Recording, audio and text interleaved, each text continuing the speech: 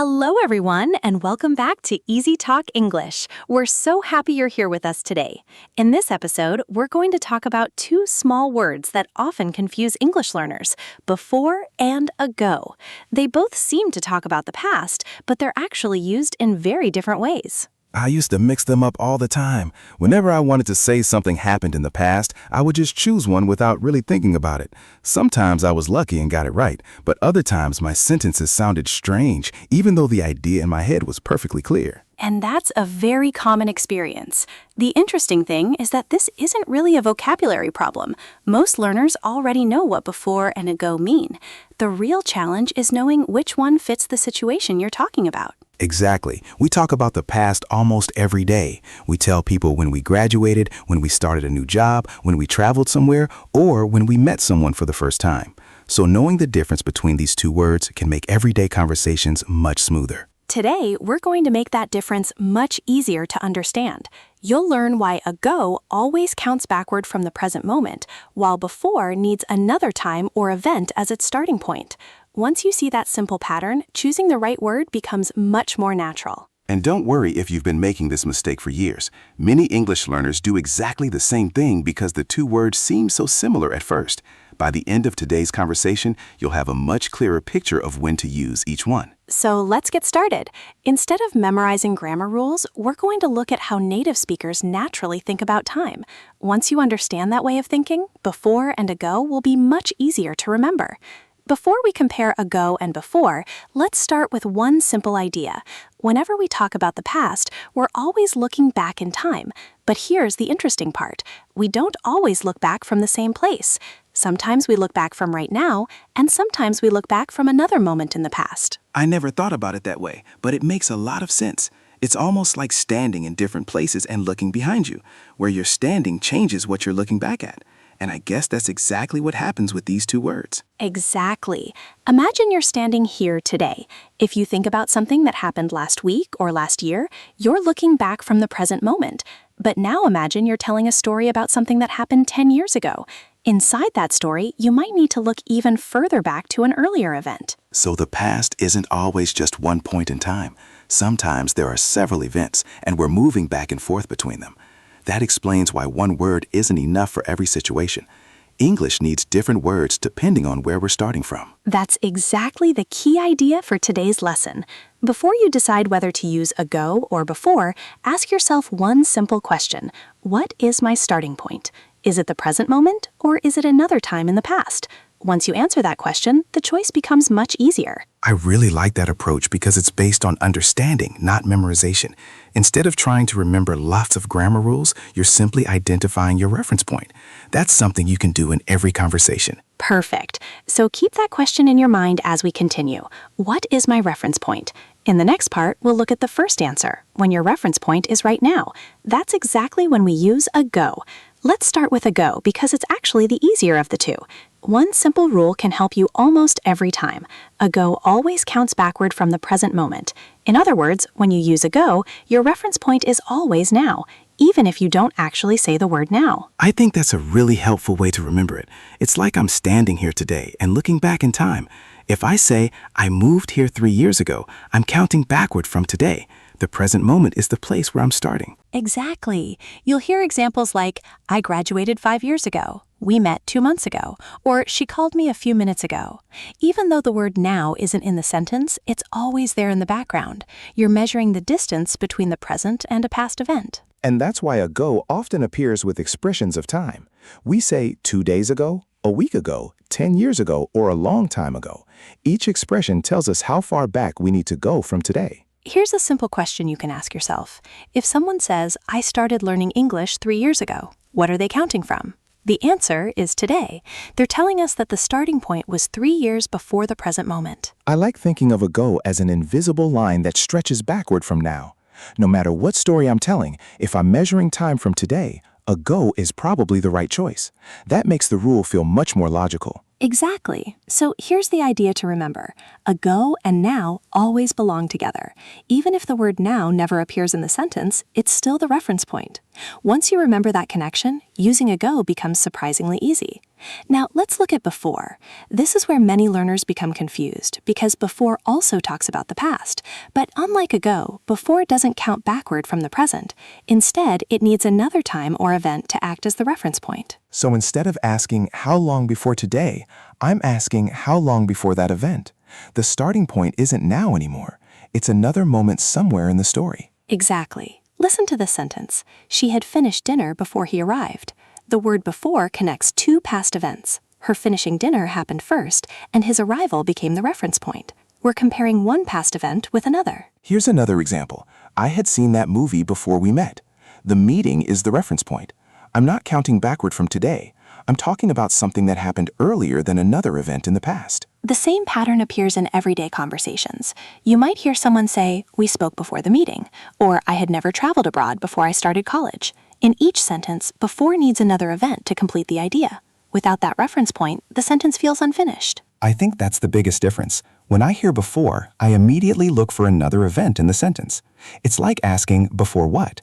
There always has to be something else that becomes the point of comparison. That's a great question to remember. If you can answer before what, you're probably using before correctly. The reference could be a meeting, a trip, a birthday, or any other moment in the past. The important thing is that it isn't the present moment. So now we have two simple rules. Ago always looks back from now, while before it looks back from another time or event. They both talk about the past, but they begin their journey from two completely different starting points. Now that we've learned the basic rules, let's compare ago and before directly. This is where many learners suddenly say, "Oh, now I get it." Both words can talk about the past, but they don't start from the same place. The real difference is the reference point. I think this is the easiest way to remember it. Instead of asking which word means the past, ask yourself where you're standing. Are you standing in the present and looking back? Or are you standing at another point in the past and looking even further back? Let's compare two sentences. First, I met her 2 years ago. Here, I'm counting back 2 years from today. Now listen to this one. I had met her 2 years before the wedding. This time, I'm no longer counting from today. I'm counting backward from the wedding. That's a really important difference. In the first sentence, today's date is the reference point, even though it isn't mentioned. In the second sentence, the wedding becomes the reference point. The timeline changes, so the word changes too. That's why these two words can't simply replace each other. If you say, "I met her 2 years before," most listeners will immediately wonder, before what? The sentence feels incomplete because before needs another event or time to compare with. And the opposite is true as well. Imagine saying, I had met her 2 years ago, the wedding. That doesn't work because ago isn't designed to compare one past event with another. It always measures time from the present moment. So here's a simple memory trick. Picture ago as an arrow pointing backward from today. Picture before as an arrow pointing backward from another event in your story. The direction is similar, but the place where the arrow starts is completely different. I really like that image because it's easy to remember. Whenever I'm unsure, I don't think about grammar first. I simply ask myself, am I counting from now or am I counting from another moment in the past? The answer usually tells me exactly which word to use. Now let's look at one of the most common mistakes English learners make. Many people know that both before and ago refer to the past, so they accidentally use them in the same situations. As a result, they might say something like, "I moved here 2 years before," even though that sentence doesn't sound natural. I think I've made that mistake before. In my mind, I was simply trying to say that something happened 2 years in the past. I didn't realize that before was missing an important piece of information. I thought it could work just like ago. That's exactly why this mistake is so common. If you say, "I graduated 5 years before," most native speakers will immediately wonder, 5 years before what? The sentence feels incomplete because before is waiting for another time or event.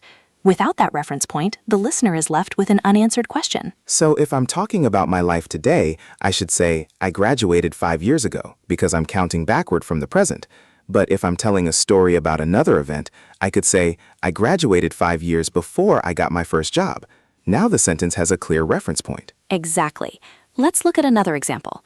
"I came to this city 3 years ago" is correct because you're measuring from today.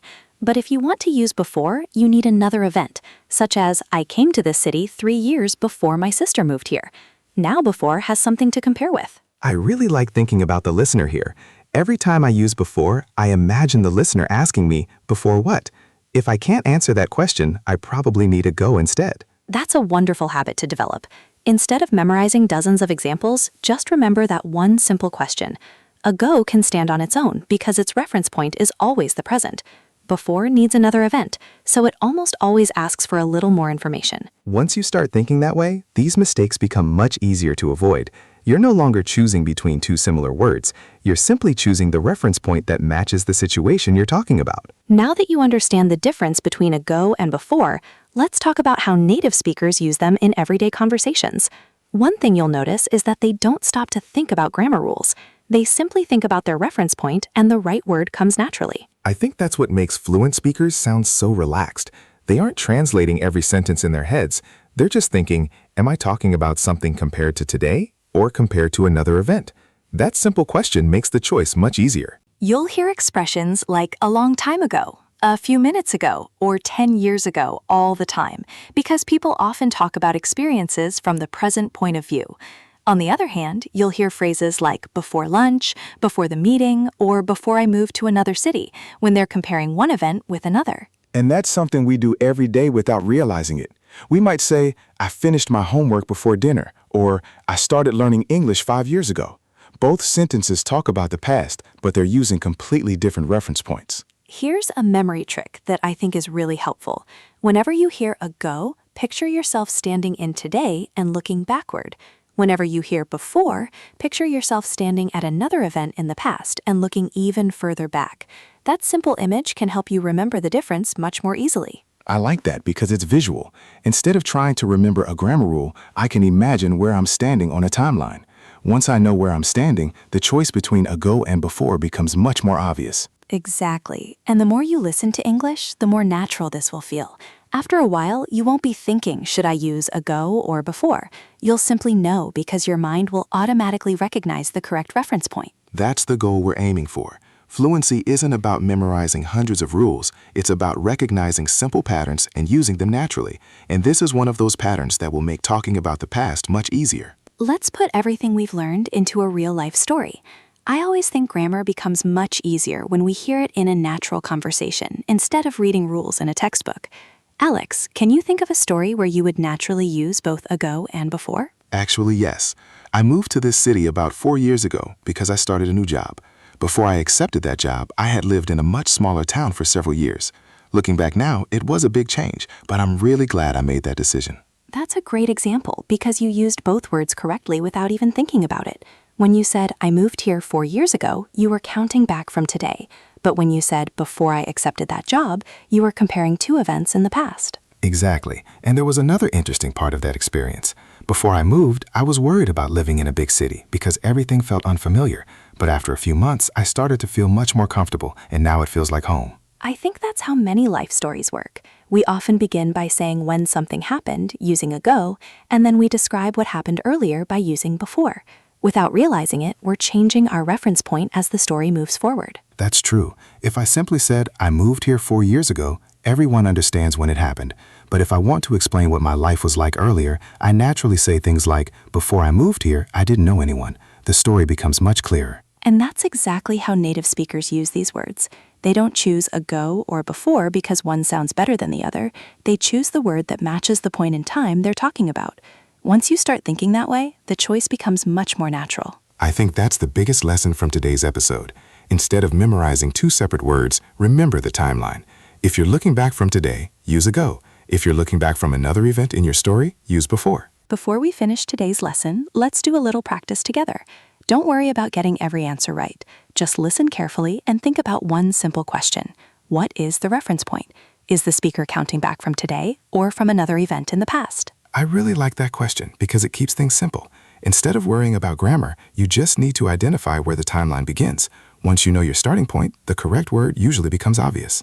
Let's try the first example. Someone says, I started learning English 3 years ago. Why do we use a go here? Because the speaker is counting backward from the present moment. Even though the word today isn't in the sentence, it's still the reference point. Now compare it with this sentence. I had already been studying English for 3 years before I moved to Australia. This time, the reference point isn't today, it's the day I moved to Australia. That's why before is the correct choice. Here's another example. Imagine someone says, "We met 5 years ago." That sounds completely natural because they're talking about the distance between today and the day they met. But if they say, "We met 5 years before," you'll probably ask, "Before what?" The sentence needs another event to make sense. Exactly. Now let's add that missing reference point. We met 5 years before our wedding. Suddenly, the sentence feels complete. The wedding becomes the point we're counting back from, so before fits perfectly. If you're still unsure sometimes, don't try to memorize lots of examples. Just pause for a second and ask yourself, am I measuring from now or from another moment in the past? That one question will help you much more than trying to remember dozens of grammar rules. And once that way of thinking becomes a habit, you'll notice that choosing between ago and before feels much more natural. You're no longer guessing. You're simply following the timeline in your mind. We've reached the end of today's conversation, so let's take a moment to review the main idea. Ago and before both help us talk about the past, but they don't work in the same way. Ago always counts backward from the present moment, while before always needs another time or event as its reference point. Once you understand that difference, choosing the right word becomes much easier. I think the biggest lesson today isn't really about grammar. It's about learning to picture a timeline in your mind. Whenever you're speaking, ask yourself, am I looking back from today or am I looking back from another moment in the past? That one question can help you avoid a very common mistake. We also learned that expressions like 2 days ago, 5 years ago, and a long time ago always use the present as their starting point. On the other hand, phrases like before dinner, before the meeting, or before I moved to another city compare one event with another. They aren't measuring from today at all. And don't forget the simple question we practiced several times today, before what? If you can't answer that question, there's a good chance you should be using ago instead. It's a small habit, but it can make a big difference in your English. Before we say goodbye, here's a little challenge for you. Write 3 sentences using ago to talk about your own life. Then try rewriting those ideas by adding another event in the past and using before instead. It's a great way to practice thinking about different reference points. And if you'd like to practice even more, leave one of your sentences in the comments. We'll be happy to read them, and you can also learn from other listeners. Sometimes seeing lots of real examples makes a grammar point much easier to remember. Thank you so much for spending this time with us today. We hope this episode has made ago and before feel much less confusing. Keep listening, keep practicing, and remember that every conversation is another step forward. Exactly. Don't worry if you still make mistakes once in a while. That's a normal part of learning any language. Thanks for joining us today. Take care, and we'll see you in the next episode of Easy Talk English. Bye, everyone.